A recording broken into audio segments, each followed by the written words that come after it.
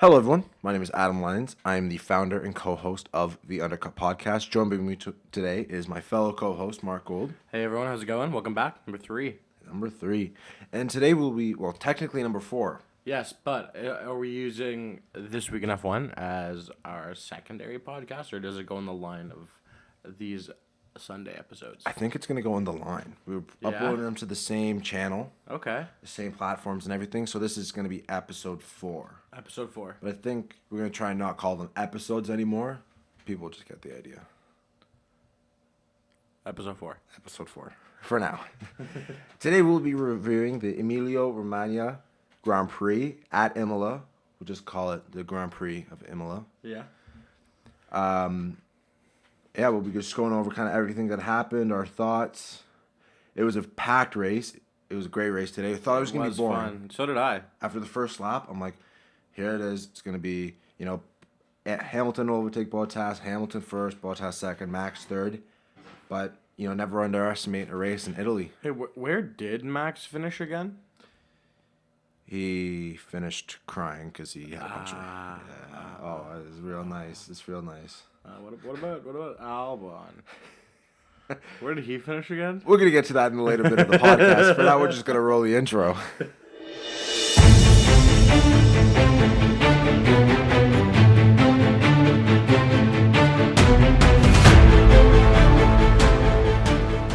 Okay, so... Yeah, packed podcast. It's going to be a packed podcast today.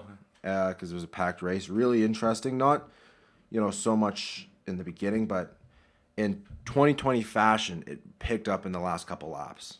Which is like what you want to see. Yeah. You know what I mean? Mm-hmm. Granted, would I rather have the whole race be interesting? Sure. But, yeah. 2020 is a year of I'll take what I can get. Do you know what I mean? Mm-hmm. I've kind of given up on the battle for the lead enjoyment part. Like, I understand that. Yeah, it's not 2008, right? Yeah, it's going to be Bottas, or it's going to be Hamilton. Let's be real. It's always Hamilton.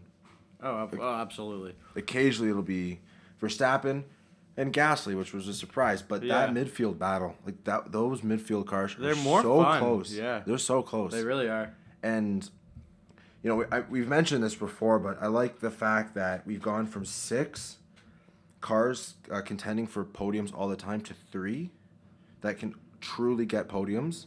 So the Ferraris are not really in the game this year, and Albon isn't. No, he's not. If something happens, I'm gonna say Shaw is sort of in the game this year. He's got consistent almost top 5 finishes. He's doing really well. Top 5, top 7. You know what I mean? He's way out driving that car. We've talked about this before. But yeah, no, Seb's just not doing anything with that car, and Albon's also not doing anything with that car, considering his 15th place finish today. Yeah, he was hit by Ericsson, but it's fine. Same with George Russell. Ericsson. Yeah, Ericsson. Oh yeah, Marcus Ericsson. Yeah, Ericsson hit us. Oh, okay. It's fine. Okay. Ask Grosjean, he did. I swear on my life. Anyway, but if Albon gets a podium, then that's a really exciting podium. Oh, it's huge. Wow. If Charles Leclerc gets a podium... It really shouldn't be, though. Oh, it shouldn't. Same thing with Ferrari. If Sebastian Vettel got a podium... Everyone would freak out. I'd be crying. The whole world would die. It'd be tears. Yeah, because it's so amazing. We'd have to restart the global population because everyone would die of excitement. Yeah, probably. That might be a little dramatic. No, it'd be close. I don't think so. Even if Charles Leclerc gets if he gets a podium, that's a really exciting race. So if it's not Bottas, Hamilton, and Verstappen on the podium, it's an exciting podium. And it's easy to get the race exciting when you're getting Daniel Ricciardo in a Renault on the podium, or Lando Norris on the podium, or a podium with no Red Bull, Mercedes, or Ferrari for the first time. How often does that happen? That was the first time since 2012. Yeah. In Italy, 2013. But it's 7 or 8 years. Yeah, it's ridiculous. It's insane. That's the dream podium right there. But again, super exciting race. So the start, I was really surprised at the start because clearly they did their research watching the carnage that was the Formula Euro races that were the supporting races for that weekend. And because it was super clean, only Kevin Magnussen spun in classic Kevin Magnussen style. Of course. He just camera flashes on him and he's backwards. Yeah, that guy gets easily distracted. A little bit. Gene Haas like whispers something into his microphone. He's like, "What? Sorry." What? Yeah, he's off. His thumb was hurting or something like that. Yeah. The car wasn't great. I wasn't really paying attention to that part of the race. I was more focused on if Max was gonna get the Mercedes and Gasly. That what a qualifying. Yeah, Pierre Gasly. absolutely. Race can't really say the same. Not really his fault, but what a qualifying. AlphaTauri. Yeah, man. Like, I feel bad for the guy. He retired because of a coolant leak. Yeah. Like, come on. Like, I know that like if he kept going, his car would have his engine would have busted. But also, come on, AlphaTauri, what are you doing? Yeah. He's like your only driver that's doing anything right now. Well, Kvyat got 4th. Yeah, I know, which is ridiculous. Which is a standout. Which is ridiculous. Standout performance. Yeah. But if your number 4 driver in the Red Bull teams gets a 4th place finish above any other of the drivers, especially a retired Max and a 15th place Alex Albon, that's impressive. We have discussed this in our previous podcast. This week in F1, we went over this and a lot of other news. And we're going to get back into it today because I got some comments. And we'll talk about that when we'll cross that bridge when we get to it later in the podcast. But yeah, great start for Max. Lewis was caught sleeping, which is something that never happens. No. And I see Lewis in 3rd and Max in 2nd. Bottas is 2 seconds out. I'm like, oh my days, is it going to be a Bottas, Verstappen, Hamilton? No. But, yeah. Lewis is Lewis. I don't think that man's allowed to physically lose a race. No. Like at all. I seriously believe that he is not allowed to lose. Like, he has... Like, it's got to be some, like, external force that he has. He sold his soul to the devil or something because that man doesn't lose. He's the most, like, holy Christian guy on the grid. Yeah, I don't think Christian, but religious guy on the grid. Yeah, he's got vegan dogs. He's an eclectic man. Those dogs are sick. Roscoe. Roscoe and Coco Hamilton. I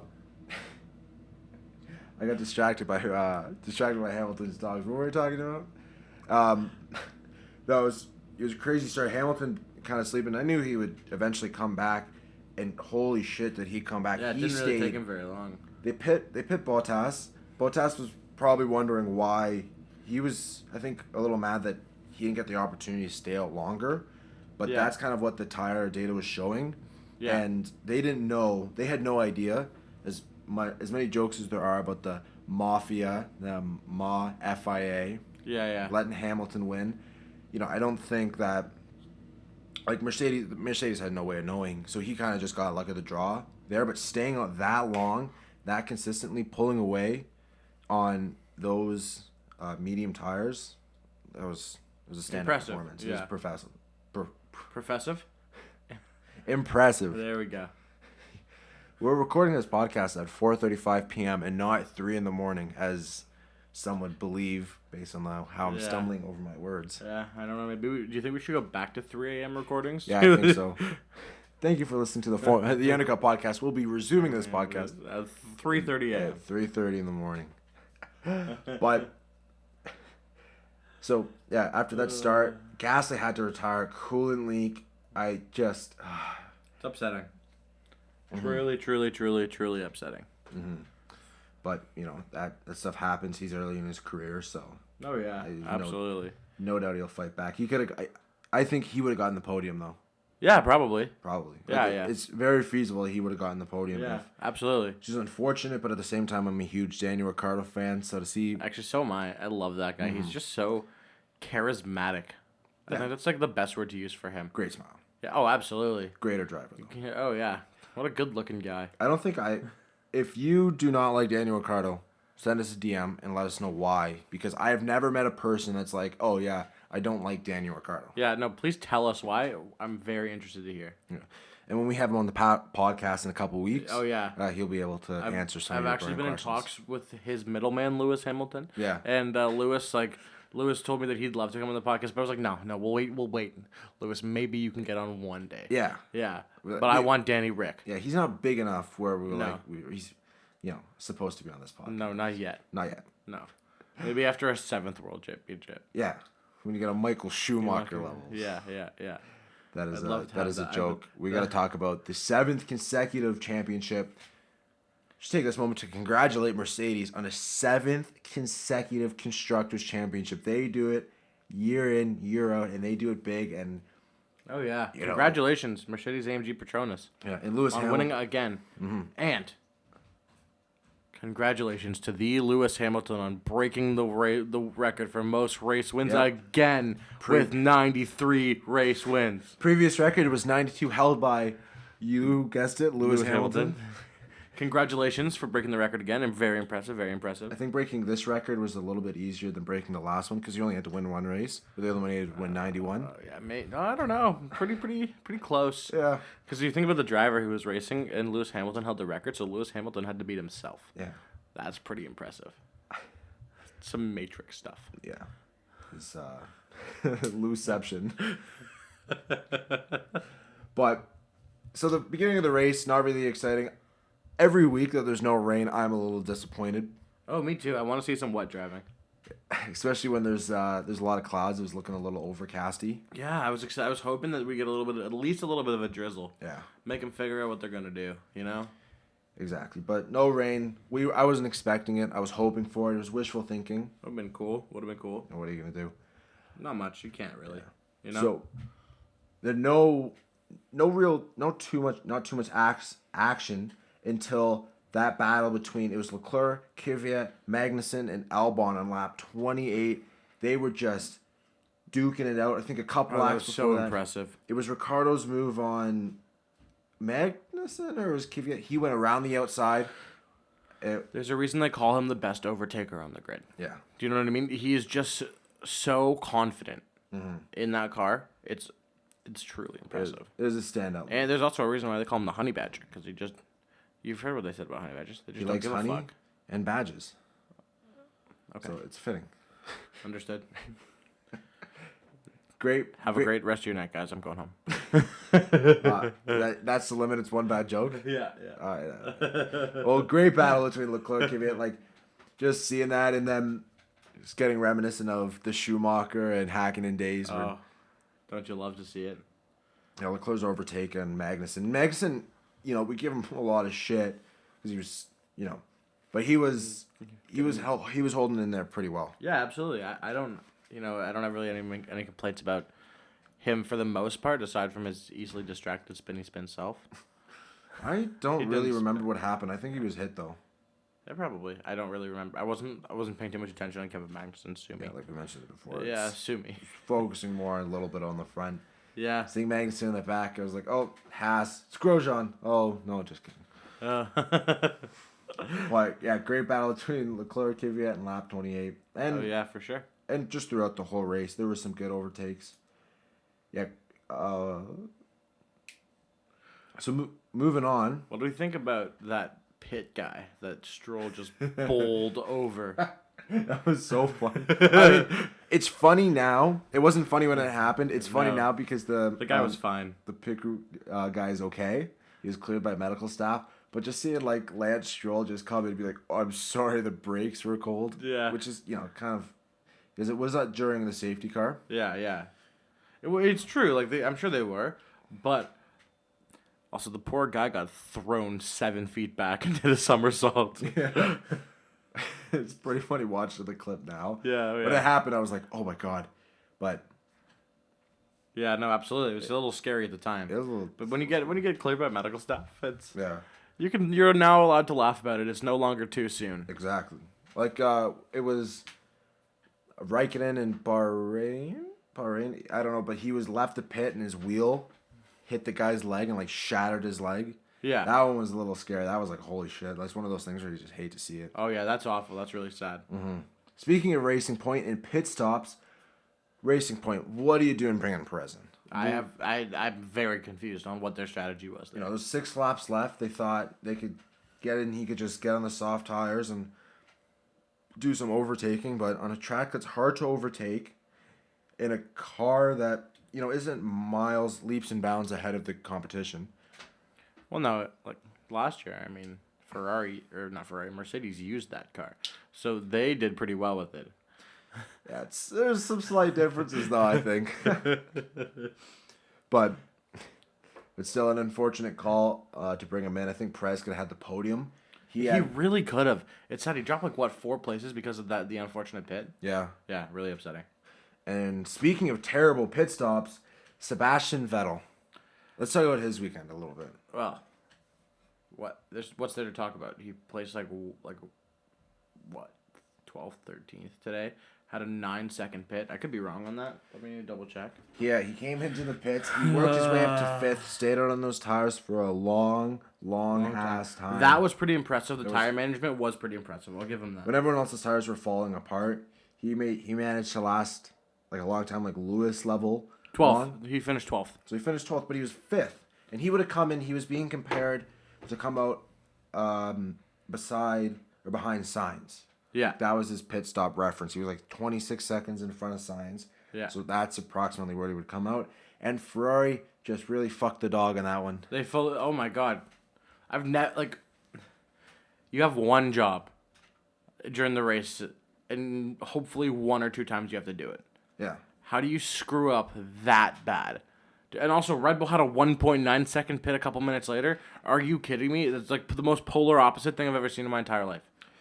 Red Bull are gods in the pit stops. They are really impressive. They are impressive. But, 9 seconds. in under 2 seconds?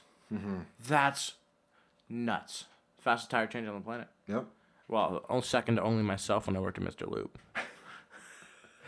Yeah. I'm pretty sure they're a little bit faster and a little bit better trained. I don't think so. Just a little bit. I made those tires last and he came in. That's just so unfortunate when you're under pressure. Losing half a second there is a loss, but losing like 7 seconds or 6.5 is a real loss. Can make or break your race. Mm-hmm.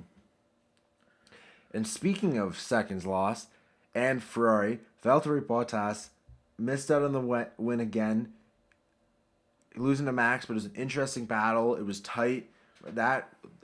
I was really glad that the AWS... Mark, before I get into this, what do you think of the AWS insights? Do they predict like the in striking distance? Oh, yeah. I don't really have like much of an opinion on that, to be honest with you. Do you know what I mean? I'm not as well versed as you might be on that topic. It's something I have to do some more research on personally. But tell us what you think.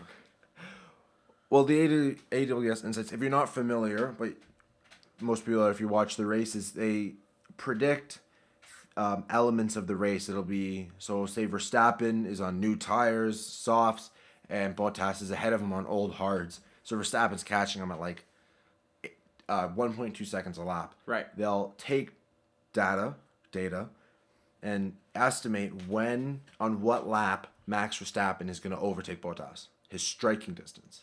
Oh, okay. I did know that existed. I just didn't know what the name for it was. Yeah. Sorry, everyone. That's my fault. But, And they do the tire wear stuff as well. Yeah. Where it's like 30%. And it just doesn't make any sense. And yeah. I can't... Well, because how do you predict, like... You can't really predict tire wear like that. Do you know what I mean? Like, it's so variable. You never know if someone hits something, takes a chip out of the tire. You never know, like, which could ruin a tire real quick. You never know, like, hey, if someone's driving a little harder, taking a little more rubber off the tire. Yeah, I guess you can get, like, a broad number, but getting an actual number is ridiculously hard. You can't really. Well, I would take everything that's said with a grain of salt. I don't know exactly the data that they collect right to develop that, but they like measure lap times and aggression and speeds and apex speeds and everything like that and compile it, but it's just so inaccurate. I'll say, oh, he's got 30% tire, and no one knows what it means. And then Lewis Hamilton will go and set 3 fastest laps. Yeah. So, but this race, I did not see the AWS insights, and especially when Lewis hadn't pit yet and Max hadn't pit, and I got those flashbacks to 2015 and the olden days when I started watching F1 back in the day. Way back in 2015.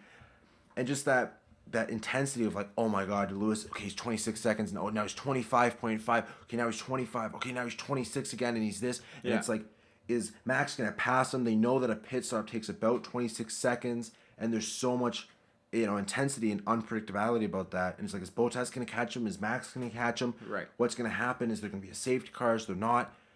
And it was just really nice to have that interest where it's like,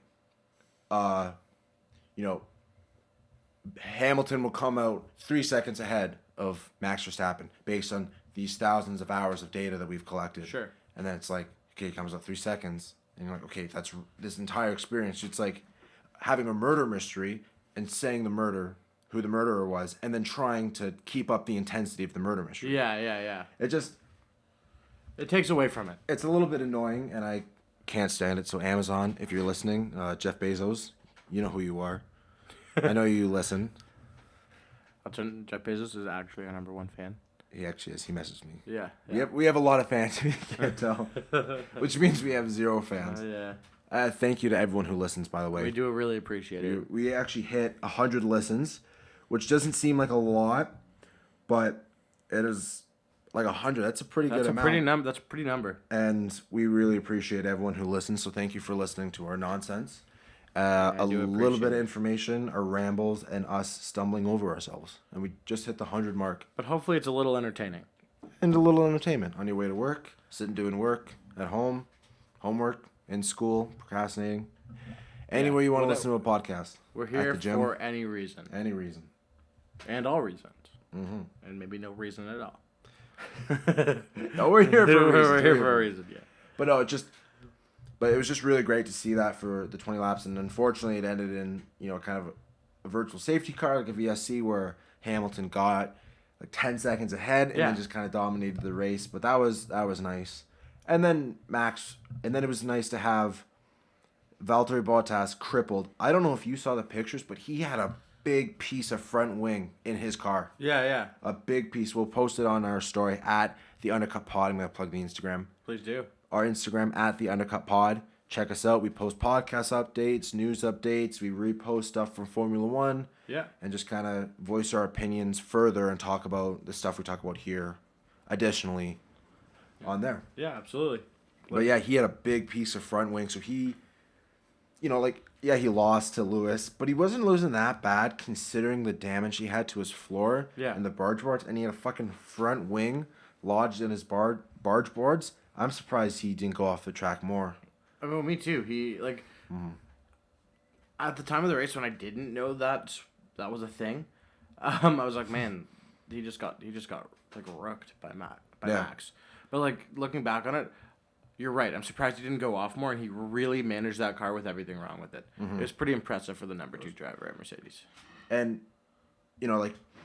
in Formula One, as everyone who's listening probably knows, the smallest differences make the smallest things make the biggest differences. Oh, absolutely. Because tenths and hundredths of a second matter. So being able to manage with that was a very understandable, the frustration and the fact that he lost that race, but still had a good race. Still held it together with Max behind him, and Max, he messed up, went wide into the last couple corners, but that was a great battle. I wish we had more like it. More like it, yeah. It was nice to see Max overtake.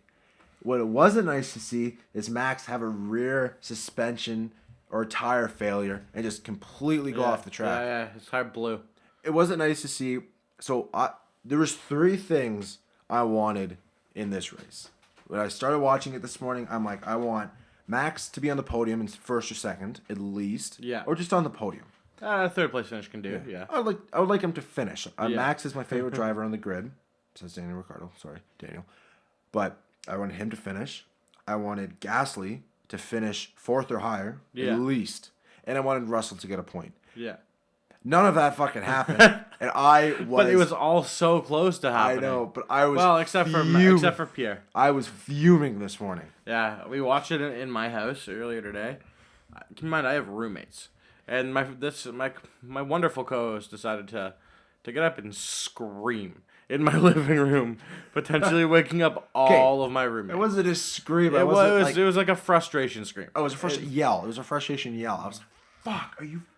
I was very pissed. Yeah, I had to be like, "Hey, bud." But it's okay because it was Ericsson's fault. It was, man, that fucking Marcus Ericsson. Marcus Ericsson. I know you haven't been in Formula One in a couple years, but come on. What are you doing? What are you doing? God damn it. And I also wanted Albon to get 5th or 6th at least. So I'll trade all of those for a Daniel Ricciardo podium, though. 2 podiums in 3 races. He's so makes me a happy guy. Yeah, and anyone who says he was handed that podium, he he was in a position where he got lucky, but you got to be good to be lucky and lucky to be good, and he grinded that whole race to get up to that position to in fourth or fifth to be able to get in when Perez pitted under the safety car to get ahead of him and then hold him off for the rest of the race. So absolutely, definitely deserved. But Max retired. That's when the race got exciting. As soon as I saw him in the gravel, I thought he spun or was hit. It was just a rear tire failure. I'm not sure exactly what happened, but he might have had a flat spot that just was vibrating the suspension. Yeah. And then the tire decided to give. But those tires were not that old. No, they weren't. So I am a little confused of what happened there, but very unfortunate for him. Safety car comes out, and then in my notes, this is exactly how it's typed in all caps. Fucking Russell crashes the fuck out of the fucking goddamn fucking race. ... It's fine. It was Russell's fault. It was. And I was not upset at Russell for crashing out because you're behind the safety car. He just stamped on the throttle to keep the heat in the tires, and the car just took a 90-degree turn. Yeah, just it happens. right angle. You know what I mean? They're so unpredictable. Yeah, just ask Grosjean. But even the greats, Lewis Hamilton, China, 2007, that one went to the gravel, had to retire the race, coming into the pits, cost him a championship. Yeah. Shit happens. Lewis Hamilton and Grosjean commented on he made a post, and they commented on it, and it was very positive. We thought we'd have to highlight that. Yeah, I love when the other drivers on the grid, even though they're, sort of in competition. Like Lewis Hamilton's on a completely different level from the other two, but they're just so positive to each other for the most part. You don't see like a lot of Lewis and Nico battles anymore, like you did. You know what I mean? Because they were both incredible drivers and contenders. Well, it's because no one can really touch Hamilton. As soon as you start getting two guys that are like fighting for the championship, like 2017, 2018, Vettel and Hamilton. Yeah. That was a race where, tension boiled over to the point where Vettel kind of steered into Hamilton. Oh yeah, absolutely. No, my point is you haven't been seeing that this season, Yeah. Just because no one can touch Lewis. So everyone's allowed to be friends right now. I like the positivity. Yeah. It's the Positivity Podcast. What made you smile today? Yeah, exactly. That's what we're asking. On the Undercut Podcast, we're just going to list everything that has made us smile. We have flowers. Chicken. The gym. Formula One. Yeah, let's get back to Formula One. But Russell crashed out of the race. He was in 10th place. It seems he's the Nico Hulkenberg of points. And people made these comments like last year, and that has intensified tenfold. He messed up in the Tuscan or the Austrian Grand Prix, set for points. What was that race? It was a couple races ago. I think it was Portugal. It was Portugal. He got Germany. Kimi Räikkönen took him out of the race. He could have gotten points there. Yeah. It just seems like he can't get points, just like Hulkenberg can't get a podium. Hulkenberg may never get a podium. He may not until he goes to Red Bull next year. You heard it here first. I feel like you said something different 2 days ago. Yeah, it's gonna be Perez. Yeah. My heart wants Hulkenberg, but it's gonna be Perez, I believe. Yeah, I also agree. Unless Helmut Marko, which give me a pen and paper and let me sign that contract to be on Red Bull, because apparently I'm making good decisions here.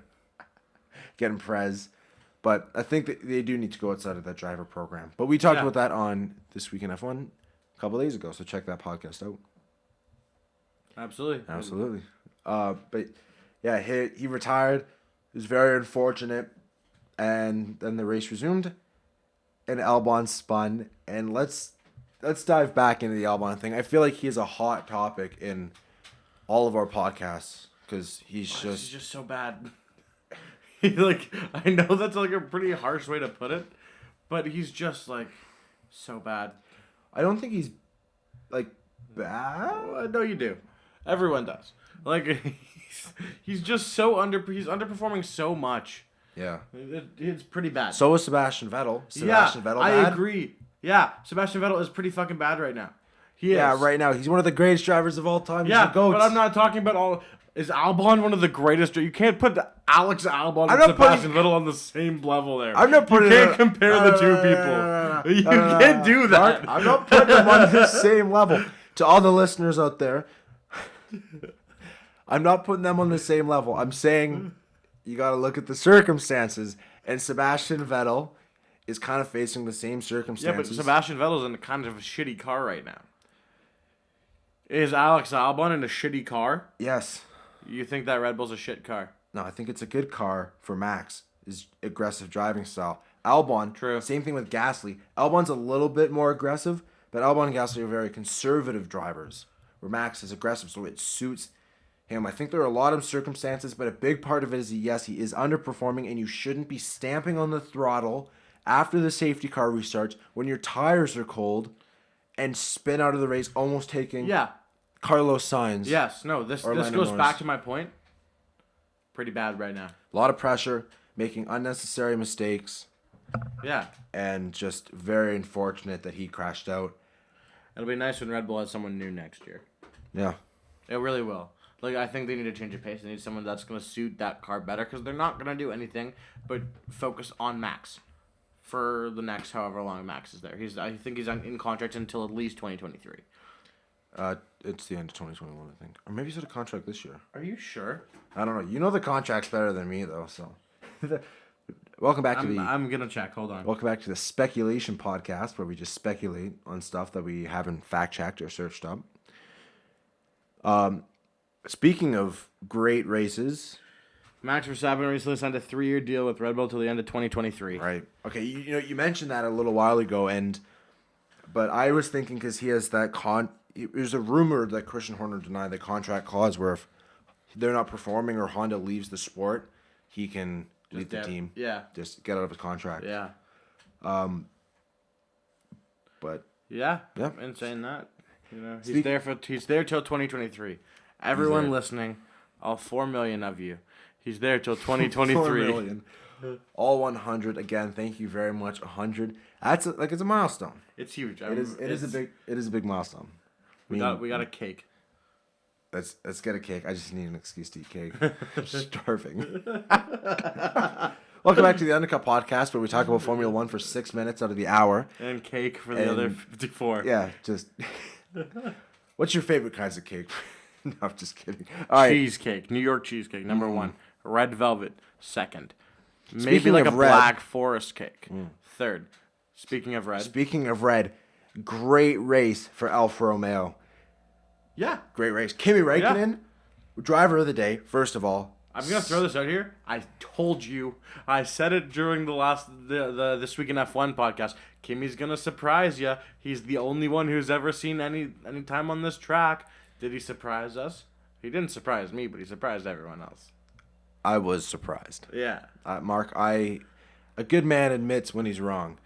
Anyway, great race for Alfa Romeo.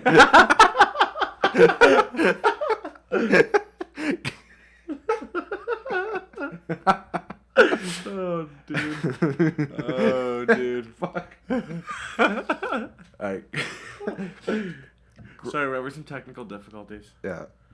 I was laughing at terrible jokes. Great race for Alfa Romeo. Kimi was so high. He stayed on those tires for a long time. Same thing with 45 Vettel. laps on those tires. He was 45? Yeah. That is nuts. And a 9-10 place for a team where 1 point is the same thing as a race win, essentially. Yeah, it's huge. It's huge. Congratulations to the... Man, they almost did better than Ferrari as the B team. Yeah. I don't know Congratulations, if you know this, but Raikkonen and Vettel fight a lot on track. Yeah, I know, There's a lot of battles. Yeah, it's kind of wild. Just like Albon and Kvyat. Yeah. What kind of backwards Formula 1 world are we living in? I don't know. But to be fair, seems like Max and Gasly are kind of fighting a little bit too. Yeah, a little bit. Like, less so than the others. But like Gasly's always like 30, 40 seconds behind, though. Oh, yeah. But like that 1, 2, 3 gap. Yeah. And everyone else on the track. It's pretty wild. It's pretty wild. There's a lot of Gasly Leclerc battling. Yeah. That's which is something I very much enjoyed. That Me midfield, too. just those midfield battles are so exciting this Yeah, season. yeah. The saving grace. Yeah. Oh, yeah. It's exciting.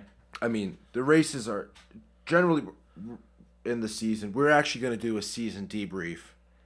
Also, I'm plugging a lot of podcasts that we're doing, but we're going to do a season debrief and we'll get more into this later. But this season has been very exciting. There's so many good races, like so many surprise podiums, and a lot of it is because of the downfall of Ferrari, who not a great weekend. No. Great for Leclerc. But it always is. Yeah. Like, I know I keep saying this every week, but it's so hard not to. The guy just outdrives the car. Week in and week out, He just performs. Another 5th place finish today. Yep. Like, come on, man. Put it on a record and play that on repeat. Just Charles Leclerc out driving that car. It's the same thing every week. Yeah, he's the shining light of my life. The reason I wake up in the morning is for Charles Leclerc. Have I ever met the guy? No. Will I? Hopefully. That's all I gotta say. Seems like a nice guy. Yeah, seems like a genuine guy. He's only a couple years older than us. I feel like we can go go to the bar, grab a beer with him, talk F1. Maybe go to hit his private jet and go fly to Milan for coffee. Why not? Leclerc, if you're listening. Oh, you beat me to it. Yeah, 80% of this podcast is me just saying, welcome back to the blank podcast where I state something random and us asking drivers to go for coffee, come over and do a podcast with us. But yeah, great. Speaking of Fernando Alonso, please.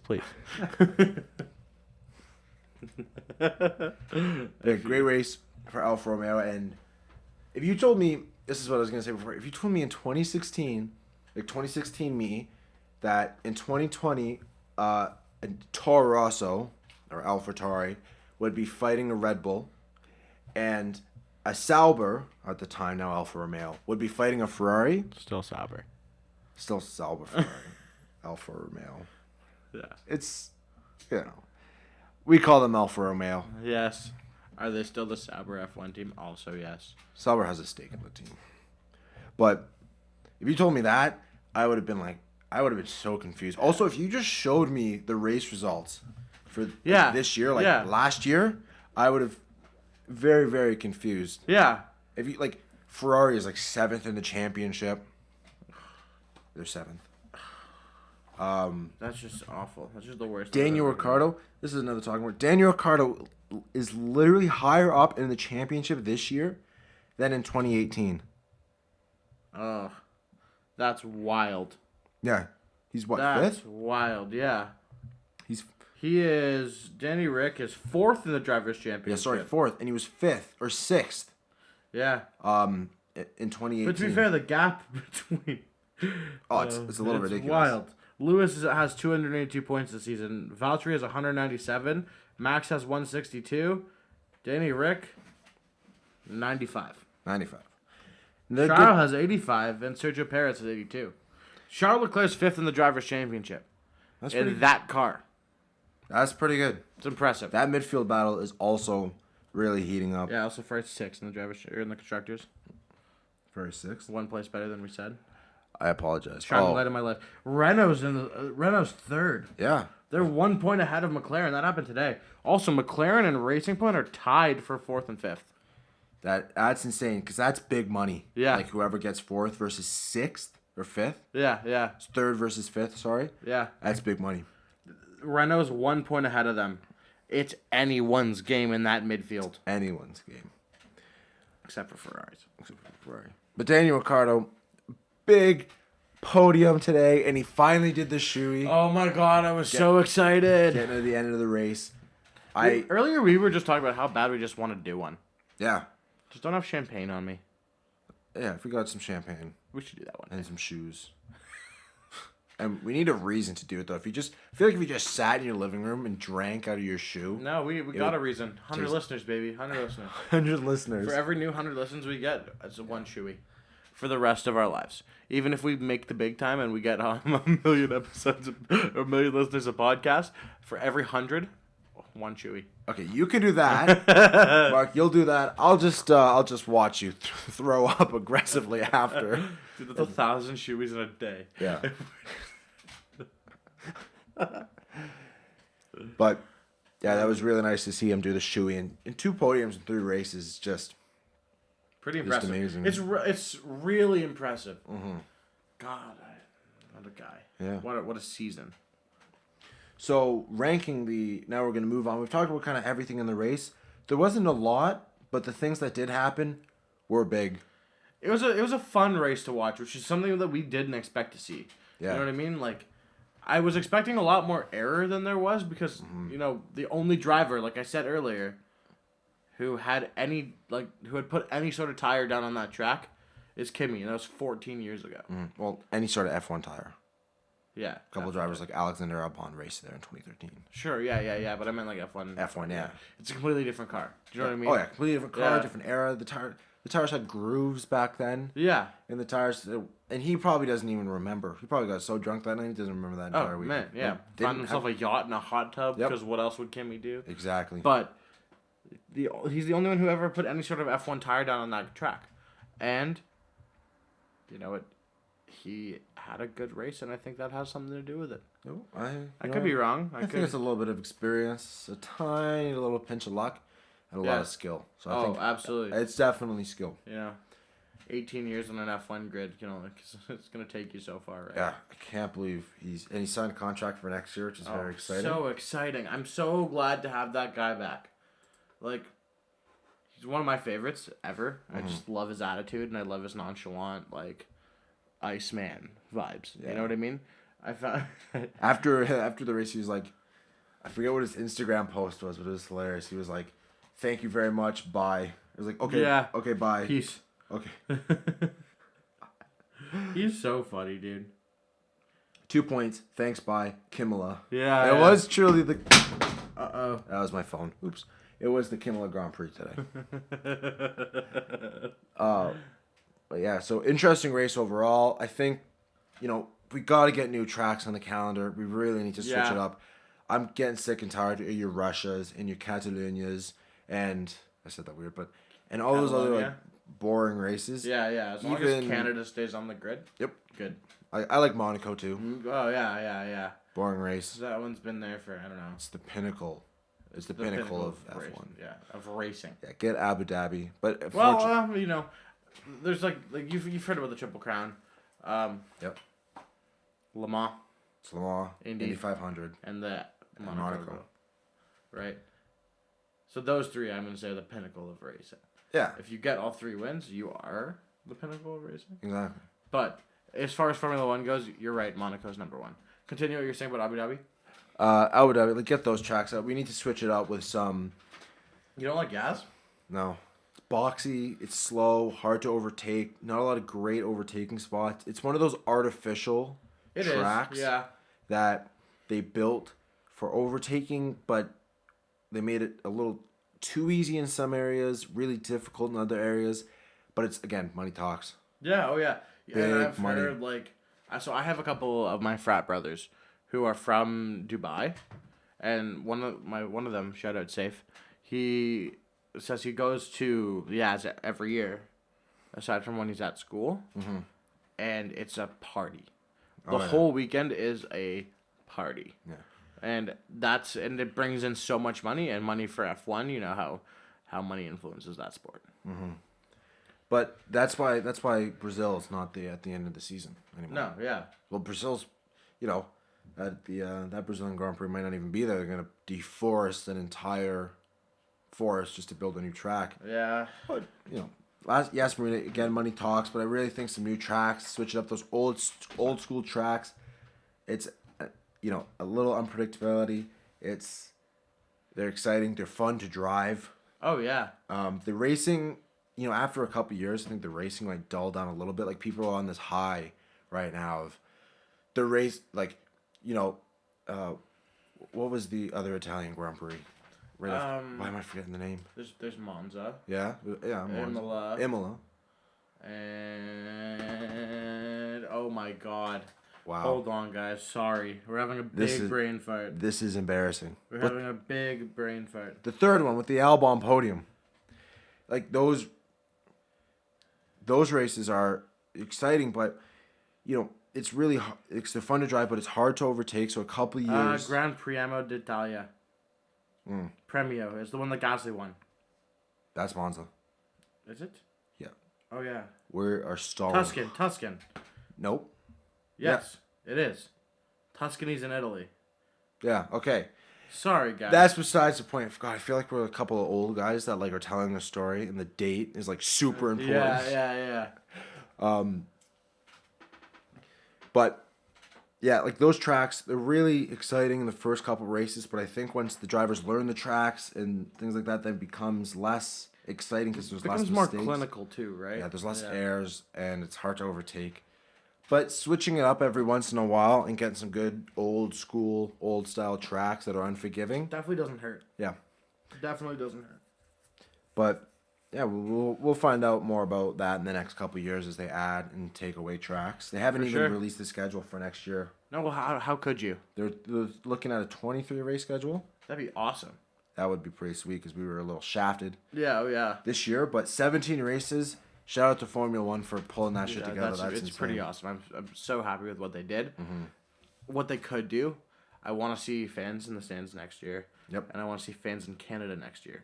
Because I want to see we're going. Yep. We will be at the Canadian Grand Prix. I hope. If we're allowed to be at the Canadian Grand Prix, we will be at the Canadian Grand Prix. And if it happens. Yeah. And also hopefully the American Grand Prix next year. I want to go to Austin. Mm. Adam's been, but I haven't, so it's Austin was great. 10 out of 10 would recommend. Yeah. But anyway, yeah, great race. Lots of action. A little bit of a reverse typical exciting race as it was kind of boring at the beginning and then escalated at the end, but ended in 2020 style with a surprise podium, a lot of overtakes, safety car, and some crazy action at the end. Yeah, it's pretty great. Yeah. Mark, you have anything else to add before we cut the mics? Call it a day? No, thanks for listening, guys. Thank you so much for 100 views. Mm-hmm. Go follow us on Instagram at The Undercut Pod. Yep. And our website, www.theundercutpod.ca. Yes, sir. That's where you can find us. And yeah, everyone from us at The Undercut Pod, thank you very much for listening. And we will see you next Thursday. Friday. Whichever one.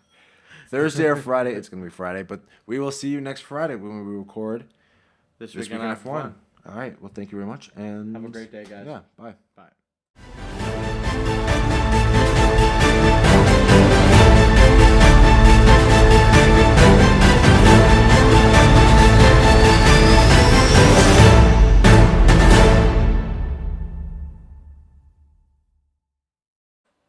Hello, everyone.